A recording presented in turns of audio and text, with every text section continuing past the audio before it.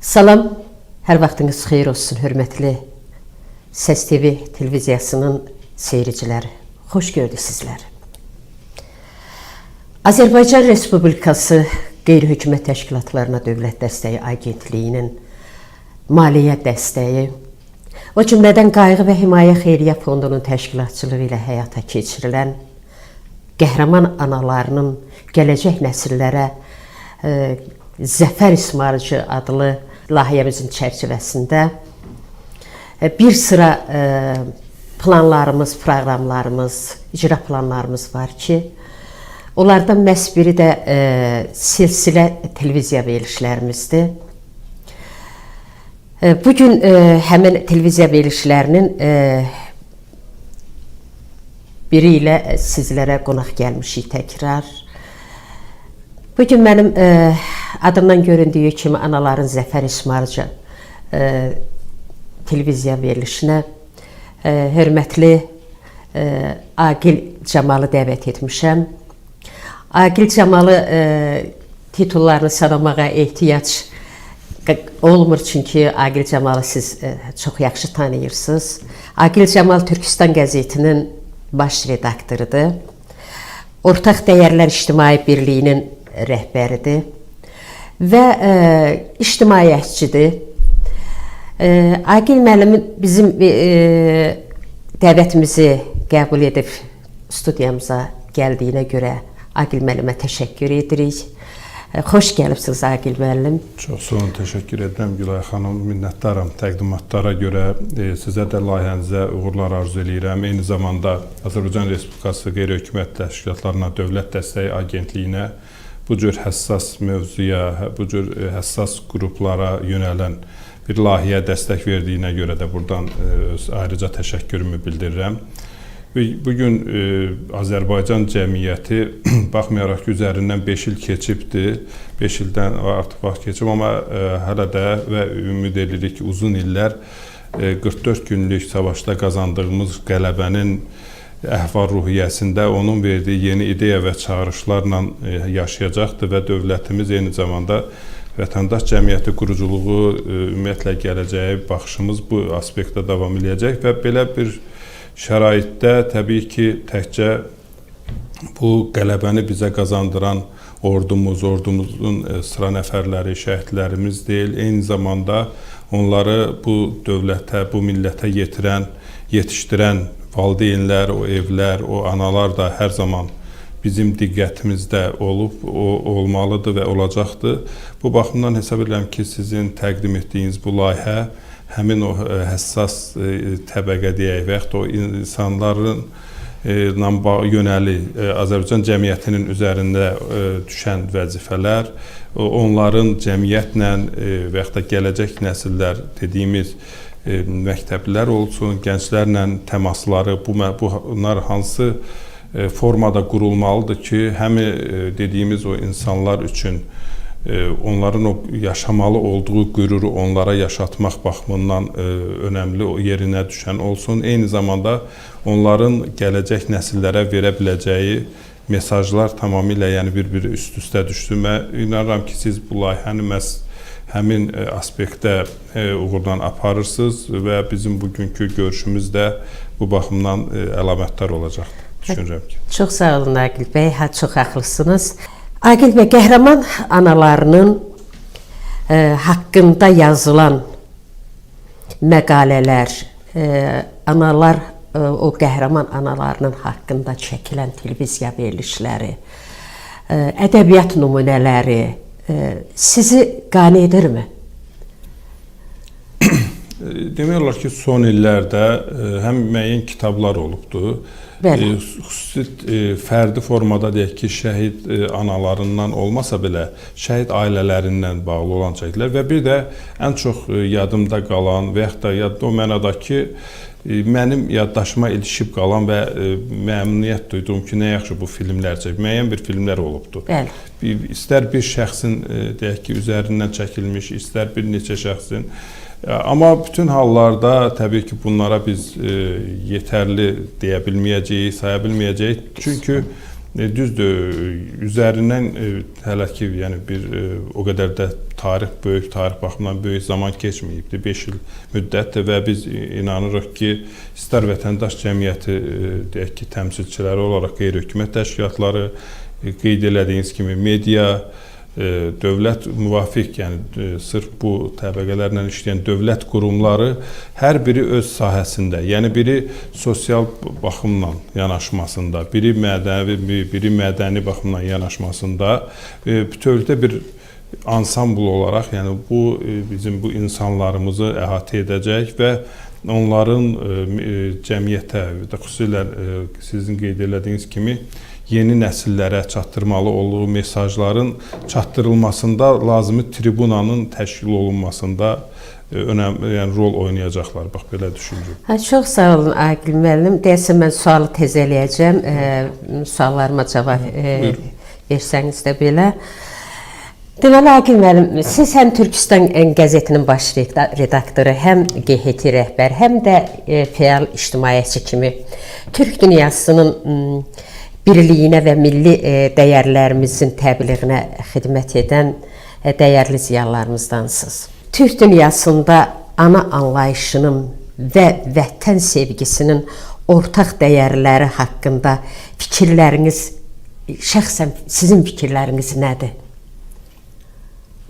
Ana həm də ilk növbədə qadındır. Bu baxımdan həm Azərbaycan xalqının, həm də bizim mənsub olduğumuz Türk etnosunun, belə deyək, Türk etnosunun qadına yanaşması və Türk etnosunun istər mifologiyasında, istər folklorunda, istər ədəbiyyatımızda, mədəniyyətimizdəki yeri hər zaman demək olar ki, kişi ilə bərabər olubdur. Bəli. Və bugün də elə Azərbaycan cəmiyyətində, baxmayaraq ki, biz həm də bir şərq ölkəsiyik, bununla belə bizi hər zaman fərqləndirən, bizim əhatəmizdəki, coğrafiyadakı başqa toplanmalardan fərqləndirən cəhdlərdən biri Azərbaycan cəmiyyətində kişi və qadının yerinin nə qədər balanslaşdırılmış şəkildə, təbii formada, yəni bunu bir hansısa dövlət siyasəti ilə yox, hansısa bir belə layihələr çərçivəsində yox, gendən gələn, Tanrıdan gələn bir buyruq kimi və ya da qayda kimi hər zaman belə qoşa qanat kimi insan həyatımızı, cəmiyyətimizi tarazlayan varlıqlar kimi davam edibdir. Bugün də belədir. Bu baxımdan biz hər zaman istər, baxın, bugün Azərbaycanda Azərbaycan Xalq Cumhuriyyətinin qurulması ilə qadına verilən seçki hüququ məsələsini biz bugün əlimizdə bayraq eləmişik ki, dünyanın bugün belə deyək ki, sivil ölkələri kimi aparıcı, demokratik insan haqlarına önəm verən dövlətlərdən daha əvvəl Azərbaycanda bu məsələlər, bu təsisatlar öz yerini tutubdur. Bu baxımdan bugünə gələndə eyni zamanda bugün Azərbaycan cəmiyyətinin ən müxtəlif, demək o dövlət sektoru olsun, qeyri-dövlət sektoru olsun, sizlərin, bizlərin, elə demək olar ki, bizim vətəndaş cəmiyyəti camiyyətinə baxanda hətta mən deyərdim ki, 50+, yəni bir daha çox ağırlıq biz o tədbirlərdəki ümumi panorama baxanda görürük ki, xanımlarımız xeyli aktivdirlər. Bu xanımların cəmiyyətdəki rolu, onların cəmiyyətdə bəzən hətta bir çox məsələləri tənzimləyən, onların nöqteyi nəzəri, məsələn, çox önəmlidir ki, onların nöqteyi nəzərini nəzərə alıb, özünə çəki düzən verən insanlarımız var, qurumlarımız var, yəni vəzifəli və yaxud da dövlət adamları var. Bu baxımdan xüsusilə burada əgər biz qəhrəman analarından, burada həm şəhidlərimizin valideynlərindən, analarına söhbət gedir, həm qazilərimizin valideynlərindən, həm də yəni ola bilsin, həm nə qazi, yəni yaralı olmayıbdır, nə şəhid olub, amma Azərbaycan torpaqlarının işğaldan azad olunmasında elə son 30 ildə, yəni biz yalnız 44 günlük müharibəyə istinad etməməliyik, son 30 ildə bütövlükdə Azərbaycanın 10 minlərlə şəhid verib və bu şəhidlərin hər birinin anası, hər birini yetişdirən qadın, ana bizim üçün hamısı eynidir. Bu baxımdan Azərbaycan xalqının məhz bu tərəfdən də belə demək olar ki, bəxtli və yaxud da şanslı saymaq olar. Əlbəttə, siz dediyiniz kimi, Aqil bəy, deməli, 30 il işğal altında qalan torpaqlarımızın xilas yolunda Azərbaycanın qəhrəman oğulları, qəhrəman əskərləri, nizamlı, intizamlı ordumuz, yəni hamısının birləşdiyi, həmrəy olduğu bir məqamın göstəricisidir o zəfərimiz. Hər birini, o qəhrəmanlarımızın hər birini ana gətirir dünyaya. Şairi də, alimi də, bəstəkarı da, ən böyük orduların rəhbərlərini də, elə dünya rəhbərlərinin hər birini ana gətirir dünyaya. Mən elə bilirəm, elə adlarını sanadıqlarım bu səlahiyyət sahiblərindən tutmuş sadə bir körpəyə qədər hər biri bir anaya möhtac, bir ana haqqına sahib insanlardır. Yəni, anaya möhtac deyəndə biraz poetik səsləndir. Yəni, hər birimizin ana haqqına ehtiyacımız var. Körpəlikdən qəbir evinəcən ana haqqına sahib durmaq da bizim haqqımızdır, o haqqı tanımaq da. Bəli, söhbətimiz anaların zəfər ismarıcından gedir.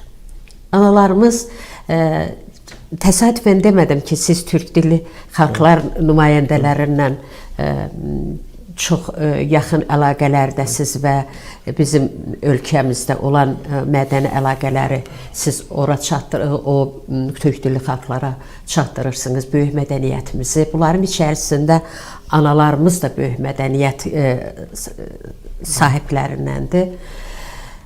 Deməli, Aqil bəy, türk analarının oxuduğumuz kimi onların iki kitabdan birində rast gəlirsən bu ifadəyə ki, türk anasının əskəri xidmətə yola saldığı balasına deyir ki, ya şəhid olacaqsan, ya qazi. Bu ürək sahibi olmaq, yəni mən başqa ölkələrin qadınlarınla müqayisədə türk qadınlarının yəni bu ürək sahibi olmağı barədə bir fikirləşmisinizmi? Onlar barədə artıq danışdınız, amma nə qədər danışırsınız, yenə ehtiyac var. Mən səbəbini nədə görürəm? Yəni, belə deyək də, ortaq məqamını orada görürəm ki, qadınlarımızın özlərinin o savaşın önündə və yaxud da ortasında olmasından qaynaqlanır. Çünki adətən bilirsiniz, müharibə qanqadadır. Yəni, döyüş, savaş, insan ölümü, yaralı, o dəhşəti, o vəhşəti təsəvvür eləmək üçün qadınlar digər, yəni başqalarından biz əgər danışırıqsa, onlar burada özlərini təsəvvür eləyəndə dəhşətə gəlirlər. Amma türk qadını bizim o istər miniatürlarımıza baxsa, istər o qədim, hətta belə, yəni rəsmlərdə belə, o cizgilərdə belə biz hər zaman bir türk qadınının öz yoldaşının və yaxud da bir ordunun başında, yanında olduğunu gördüyümüz üçün onlarda vətən amili daha önə çıxır. Yəni, burada sosial və yaxud da övladın səlamətliyindən daha çox vətən amili önə çıxır. Elə demək olar ki, son dövrlərdə də siz türk ölkələri arasında bu mövzudakı əlaqələrdən qeyd elədiniz. Hətta bir neçə bizim qeyri-hökumət təşkilatlar, həmkarlarımız var ki, onlar məhz bu mövzuda da layihələr icra eləyiblər. Türkiyədən, sonra Quzey Kıbrısdan, xüsusən şəhid ailələrinin, analarının görüşdürülməsi ilə bağlı tədbirlər, layihələr icra ediblər. Mən sadəcə burada bir məsələni, yəni buna alqışlayırıq, amma bir sıra bu yöndə, bir sıra tədbirlər olur ki, o tədbirlərin quruluşunda mən hesab edirəm ki, müəyyən korrektlərə ehtiyac var və bir konkret bir konsepsiya olmalıdır, yanaşma. Buradan söhbət nədən gedir?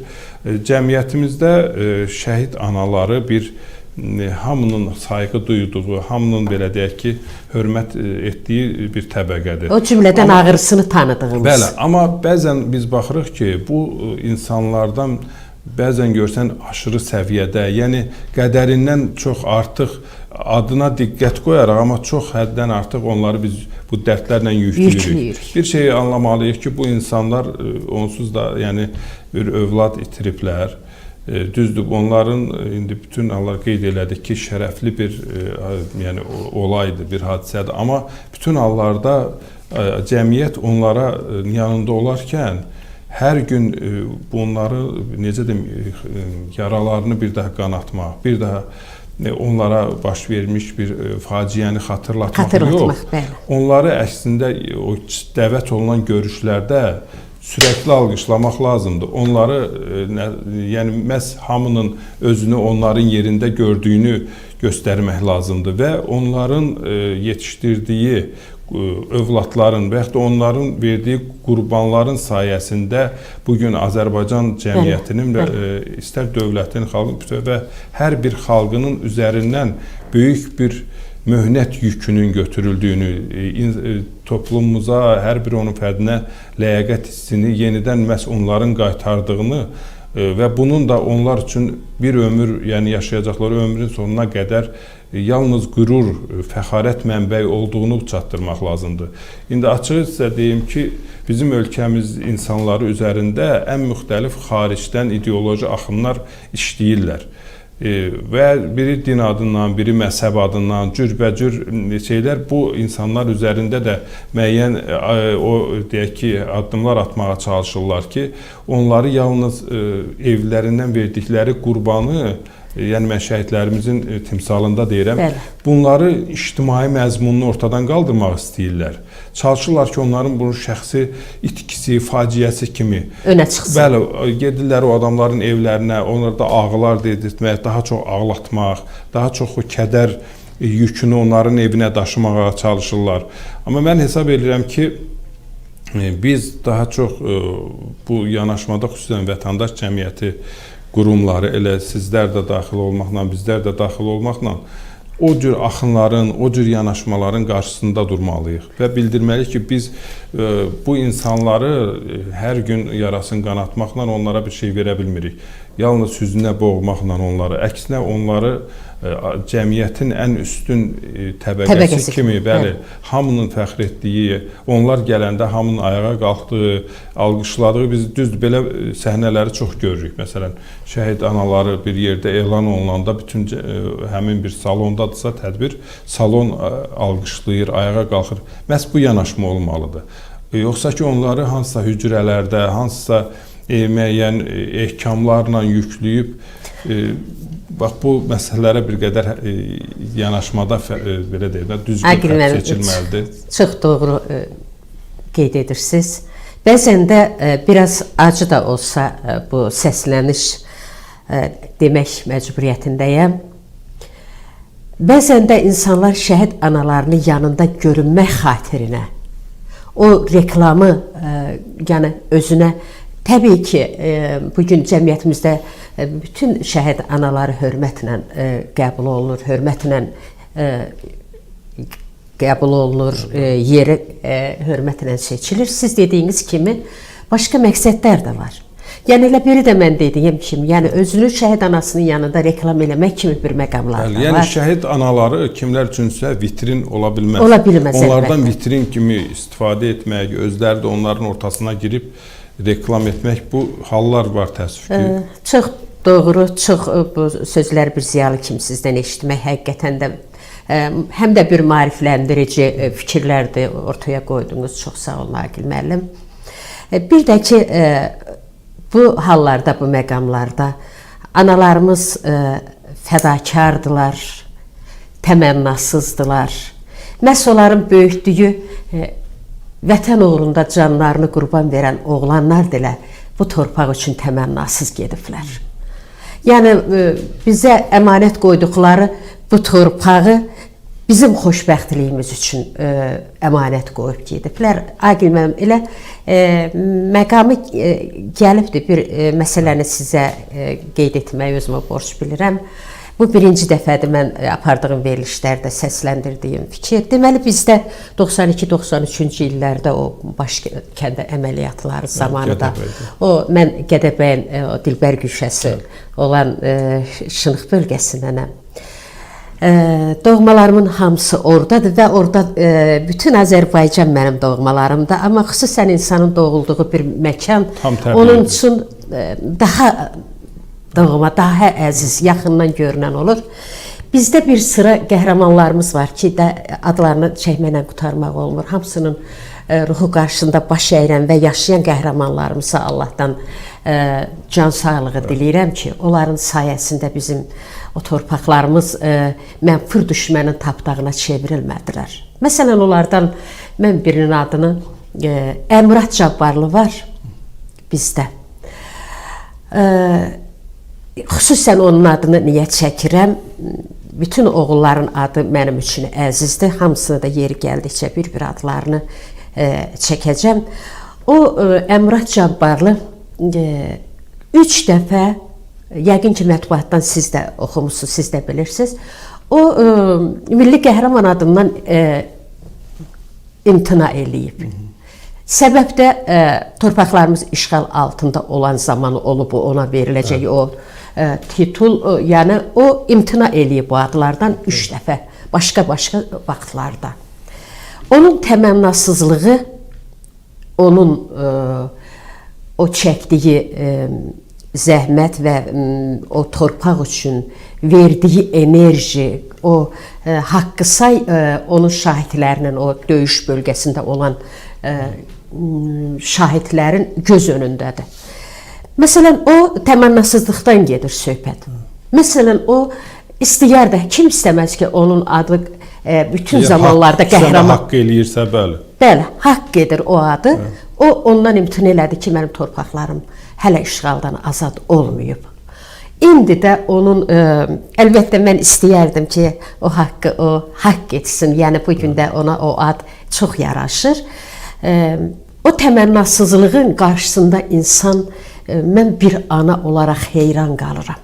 Ki, insan var çəkdiyi zəhmətin qarşısına, məsələn, dövlətdənmi, insanlardanmı, umduğu şeylər olur.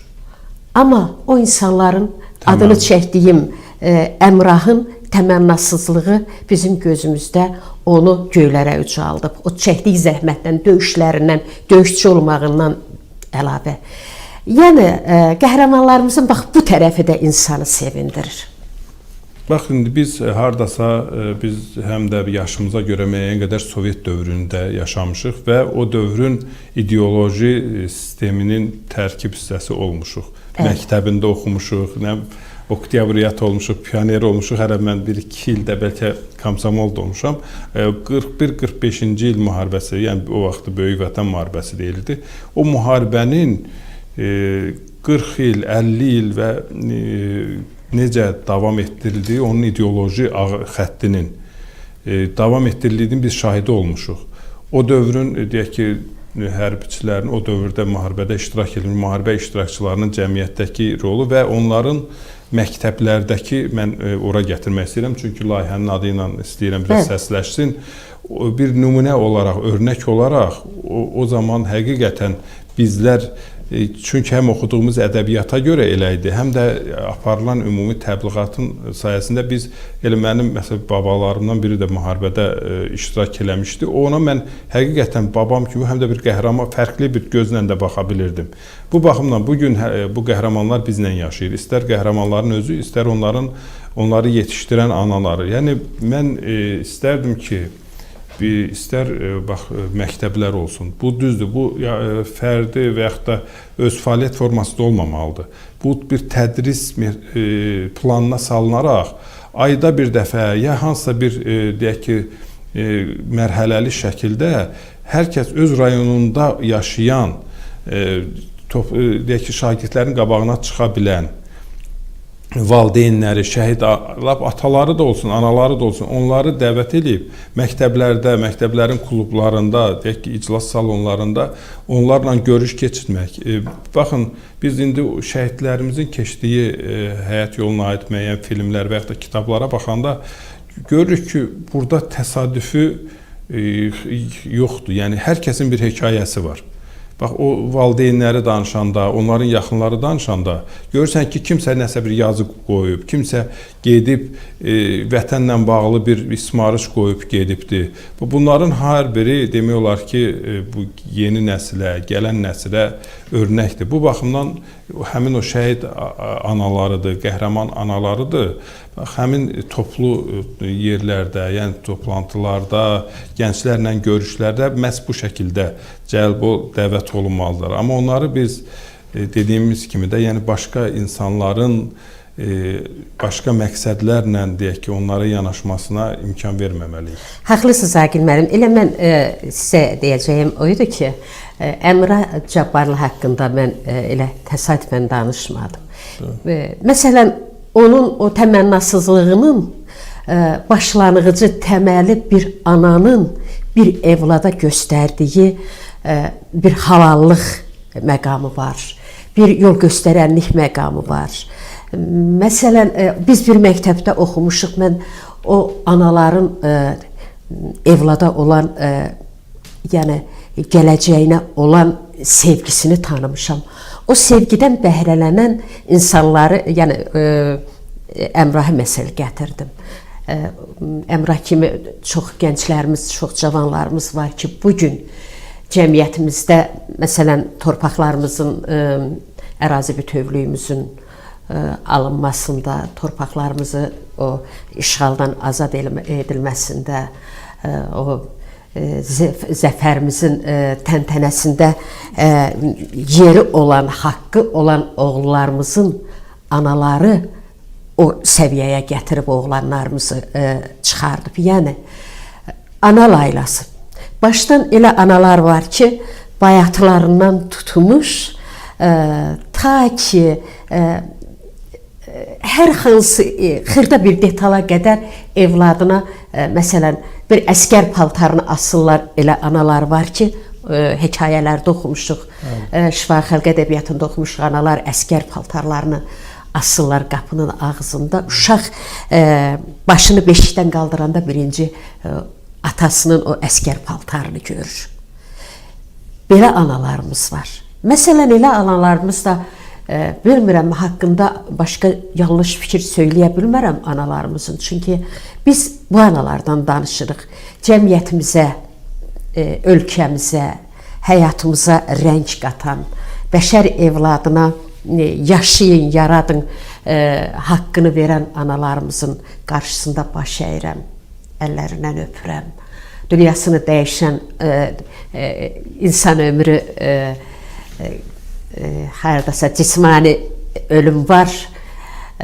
Dünyasını dəyişən analarımızın da ruhu şad olsun.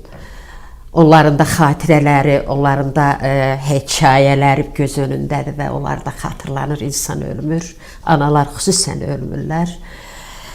Aqil bəy, mən analarımızın haqqına tapındım. Azərbaycan qadınları xalqın mənəvi gücüdür. Bu başdan bəllidir.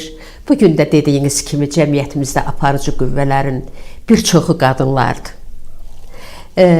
Bir çoxu, məsələn, analardır. Azərbaycan qadınları dünyaya nümunə olacaq qadınlardır. O qadınlar ki, sözün həqiqi mənasında adını fəxarətlə çəkirik. Biz dırnaqarası qadınlardan, dırnaqarası analardan, balasının yaşını tanımayan, evladını nə zaman dünyaya gəldiyini unudan, evladının nə zaman haqqını tanıyacaq və tanımayacağını bilməyən analardan söhbət getmir və günümüzdə təmtəraqlı görüntülərlə məşğul olan analardan getmir söhbət. Ona görə də bugün analarımız haqqında danışdıq. Mən Azərbaycan Respublikası Qeyri-Hökumət Təşkilatlarına Dövlət Dəstəyi Agentliyinin rəhbərliyinə dərin təşəkkürümü bildirirəm. Neçə illərdir dalbadal vətənpərvərlik mövzusunda olan layihələrimizə dəstək olurlar. Həm texniki dəstək olurlar, həm mənəvi dəstək, həm maddi dəstək olurlar. Məhz bugün də bizim bu tribunadan, bu televiziyadan əziz dinləyicilərimizlə, tamaşaçılarımızla danışa biliriksə, deməli, o da Azərbaycan Respublikası Qeyri-Hökumət Təşkilatlarına Dövlət Dəstəyi Agentliyinin bilavasitə dəstəyi ilədir. Mən bugün Azərbaycan xalqının bir ziyalısıyla bir mətbuat işçisi ilə deməyə dilim gəlmir, amma siz mətbuatda o qədər işlər görübsünüz ki, təmənnasızlıq. Mən sizin Türkistan qəzetində bir adını bir neçə dəfə çəkmişəm müəyyən məqamlarda, indi onu da demək istəyirəm ki, Türkistan qəzetində böyük bir təmənnasızlıq var. İnsan üçün məktəb olan, insan üçün həyatı insana tanıtdıran bir məqamlar var. Mən o məqamı Türkistan qəzetində hiss etmişəm. Üzgörətiliyi sevmirəm. Aqil müəllim o haqqı yaradan şəxsiyyətlərdəndir. Bu şəxsiyyətlərin işığı da bizə stimul verir ki, bir ömür gənclərimizə, gələcək dünyamıza sahib çıxacaq gənclərimizə bir örnəkdilər. Aqil müəllimin özü Ortaq Dəyərlər İctimai Birliyinin rəhbəridir dediyim kimi. Onun da bugün cəmiyyətdə artıq yeri bu sahədə də, yəni demək istəyirəm, qeyd rəhbər olaraq da fədakarlığı göz önündədir. Məhz bu verilişimizə də Aqil müəllimin işığı düşsün deyə, onun açıq fikirlərini, qəti fikirlərini əziz tamaşaçılarımıza çatdırmaq üçün Aqil müəllimi studiyamıza dəvət etdik. Və Aqil müəllim, deməli, əgər bugün bütün qəhrəman analarımız sizi dinləyirsə, onlara Türkistan qəzetinin baş redaktoru olaraq, ən başlıca bir vətəndaş olaraq nə deyərdiniz? Təbii ki, bayaqdan analardan, qəhrəman analarından danışırıq. Burada yəni əsasən təbii ki, şəhid anaların nəzərdə tutulursa, çünki əsas təskinlik veriləcək, yanında durulacaq insanlar onlardır. Mən bunu bir şablon olaraq və yaxud da hər zaman elə ümumi işlənəcək bir söz kimi yox, sözün həqiqi mənasında istəyirəm ki, bizim bu verilişimizi dinləyəcək həmin şəhid analarımız bilsinlər ki, biz həqiqətən onların yarasının sarmaq üçün, onların ağrısını unutturmaq üçün və eyni zamanda onların Azərbaycan cəmiyyətimizdə başımızın üstündə tutmaq üçün istər bu verilişlərimiz, istər mesajlarımız buna yönəlikdir.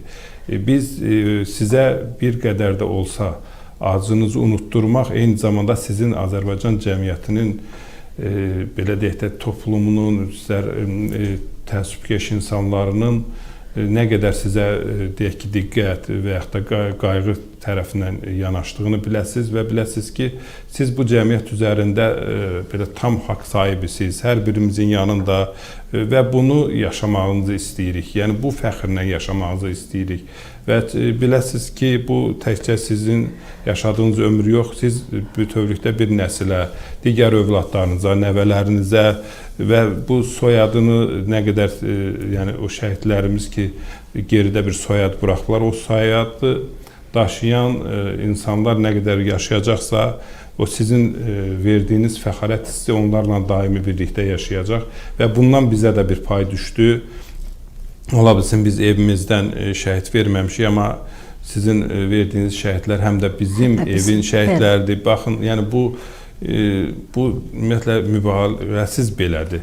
Biz adı bəlli olan bir şəhidlər var ki, görün insanlar onları paylaşırlar, sevirlər, mahnılar qoşurlar, şeirlər yazırlar, telefonlarında paylaşırlar. Heç onun valideynlərini tanımırlar ki, onlar kimdir. Bu baxımdan yəni başqa insanlar da olur ki, eyni yaşda övladını itirir. Amma onların itkiləri, onların ağrıları yalnız bir evlə, bir qohum-əqraba ilə məhdudlaşırsa, bilin ki, sizin verdiyiniz həyatınızdan qurbanlar tək sizin evin deyil. Azərbaycanda milyonların itkisidir. Bu baxımdan bir qədər o təskinlik baxımından, bir qədər o qürur hissini tam olaraq yaşamaq baxımından haqqınız var. Çox sağ olun Aqil müəllim. Çox təşəkkür edirəm. İnanırıq ki, anaların duaları, tövsiyələri və həyat nümunələri gələcək nəsillərimizin yoluna işıq salacaq. Biz gördüyümüz anaların və görəcəyimiz anaların haqqını tanımağa borçluyuq və o anaların haqqında televiziya verilişləri, ədəbiyyat nümunələri, hekayələr, nə bilim, məqalələr, nə istəsəniz yarada bilərsiniz, yaratmalıyıq, yaratmada da davam etməliyik.